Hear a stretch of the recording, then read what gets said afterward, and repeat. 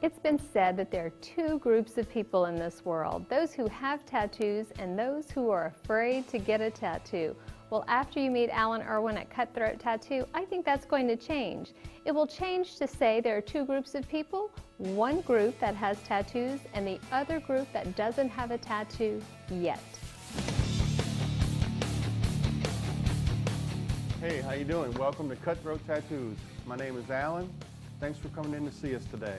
I like to say I kind of got into it by accident, really. I was getting a lot of tattoos by one particular tattoo artist, and I kind of made friends with him, and just kind of luckily for me was able to hang out at the shop a lot as a friend.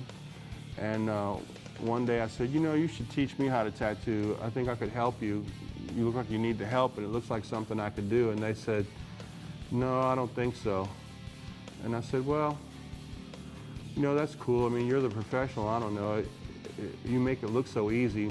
It's probably harder than it looks, but it just looked like something I could do. Every day, whenever I wasn't at work, I'd go over to the shop and I'd start cleaning up or whatever other errands that they wanted me to do. And after several months of doing that, they decided to take me serious and said, I'll agree to take you on as my apprentice under the condition that you go to school. So I went and registered at college, a local community college, and I took art and business and math and English and all that kind of stuff. And that's how I started my apprenticeship.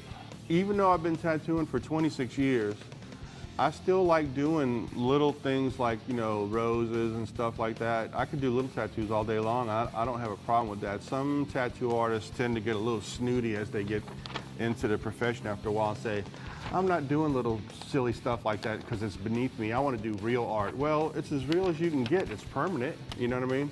If somebody comes in and wants to get a grilled cheese sandwich, I did a cheeseburger with a fairy sitting on it, taking a bite out of it one time. And I thought that was one of the funniest, coolest kind of little tattoos that I did. If somebody came in and said, I want a dolphin with a unicorn horn and Pegasus wings flying out of the top of my pants, I'd think that that'd be hilarious and I'd want to do it. I've done like the little cartoon character of a guy pushing a lawnmower, cutting with like somebody's bald on the top, but they just got a little bit of hair, so they got the little guy pushing the lawnmower like he's cutting the hair off. You know, little cute things like that. If somebody comes in and they're younger and they don't have visible tattoos, and they want to get a tattoo on their hands or their face, like an 18, 19, 20-year-old, something like that, and they're not already fully sleeved and they want to get a tattoo on their hand or their face, I'm really going to try to talk them out of that, because, you know, it might be cool right now, but you have no idea where your life's going to take you, and having a tattoo on your face or your hands or something may prevent you from getting a job later in life. And if you're only 18, 19, or especially if you're 16 or 17, I'm not going to do that. But the bottom line is, if I sit here and tell you, you really don't want to put this on your face like that, have you thought about the fact that it may preclude you from getting a job later in life? And if they say, I really don't care, dude, you're not my daddy, I got the money, this is what I want, ultimately I'll probably end up doing it, because if I don't, they'll just go to the guy down the street and get it, and it's better that I make the money than somebody else make the money. So at least if I do it, I know it'll be done right, but I will try to talk you out of it. I had a mother and daughter come into a tattoo shop I was working at the time, and the girl was about 15 or 16 years old, and this was really a long time ago, and they came in together, and the vibe that I got when they came in was that the daughter wanted a tattoo, but the mom really didn't want the daughter to have the tattoo, but she was just so tired of the daughter yamming about it that she just gave in and said, all right, fine, I'll take you. And I kind of thought that maybe she'd be happy if I tried to talk the daughter out of getting a tattoo, you know what I mean?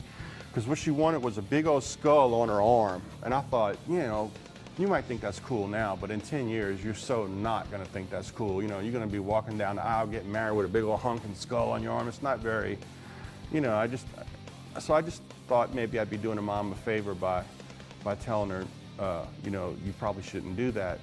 What ended up happening was the mom cussed me out, saying I knew what she wanted when I brought her in here, and who are you to tell her she can't have a skull? I knew she wanted a skull when I brought her in here. So I said, I'm sorry, I think we got off on the wrong foot. Let's start all over again. Hi, my name's Allan. How can I help you? She wants to get this skull on her arm, and I said, get out. And what ended up happening behind all that, though, was a couple of months later, out in the parking lot, I found a shoebox tied up with twine, and out of curiosity, I picked it up and opened it up, and it was all kind of voodoo stuff inside. Those people, whether it was the girl or the mom or both together, whatever, were so upset with me refusing to do the tattoo that they put a voodoo curse on me. Had a little doll that was supposed to be me with pins in its hands and all kind of stuff. Over the years, I've taught several people how to tattoo, and probably the first 3 people that I taught how to tattoo, I think, have done the most with themselves. The first person I ever taught how to tattoo was a guy named Yancey Miller. And then the next person I taught how to tattoo was, his name's Andrew, but everybody knows him as Drew. And then there's another guy named Court Chatinier. And the last I heard, Drew was in Austin and Court was working out in LA. So they've all done really well for themselves and, you know, moved on beyond what I could teach them. I mean, I'm not saying that I taught them to be the artists that they are, but I taught them the mechanics of tattooing. And it was the same thing for me when I learned how to tattoo. You know, that you can only, your mentor only can teach you so much, and then it's up to you as an artist to use those basic building blocks and tools that you've learned in order to express yourself artistically through the medium of skin, you know. And you know, these people have thrown themselves into their work and have done quite well, and I'm very proud to say that I've taught those people how to tattoo.